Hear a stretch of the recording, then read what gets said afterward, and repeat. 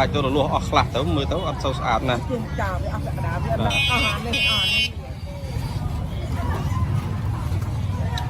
ជំរាបសួរពុកម៉ែបងប្អូន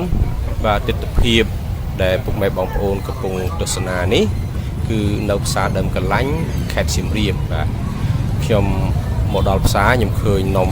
ខ្មែរយើងទំនងពេកអញ្ចឹងក៏ថតចែកជូនពុកម៉ែបងប្អូនបានទស្សនាទៅបាទខ្ញុំមកនេះមិនទិញនំទេគឺមកដើម្បីទិញផ្លែឈើនិងទិញមន់បាទយកទៅសែន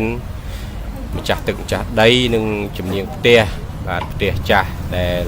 ខ្ញុំបាទរៀបចំប្រហែលថ្ងៃកន្លងមកនេះបាទយើងបានរៀបចំស្អាតអស់ហើយអញ្ចឹងថ្ងៃនេះគឺជាថ្ងៃដែលយើងសែនព្រេនសុំម្ចាស់ទឹកម្ចាស់ដីនិងជំនាញផ្ទះដើម្បីចូលរស់នៅឲ្យបានសុខសប្បាយបាទអញ្ចឹងនេះខ្ញុំនឹងប្រពន្ធនឹងមកទិញផ្លែឈើហើយនឹងមឿន2ក្បាលបាទអញ្ចឹងសូមអញ្ជើញពុកម៉ែបងប្អូនទស្សនាទស្សនវិជ្ជាខ្លះនៅខាងមុខផ្សារដើមកន្លាញ់ជាមួយខ្ញុំដូចតទៅបាទ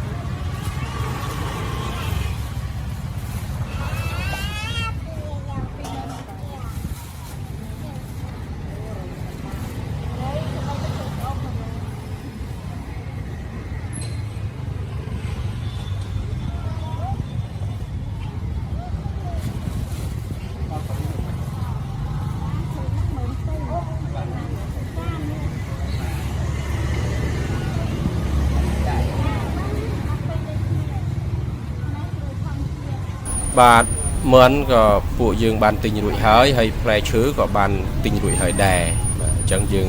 ប្រញាប់ត្រឡប់ទៅផ្ទះវិញដើម្បីស្ងោមឿនហើយនឹងរៀបចំផ្លែឈើ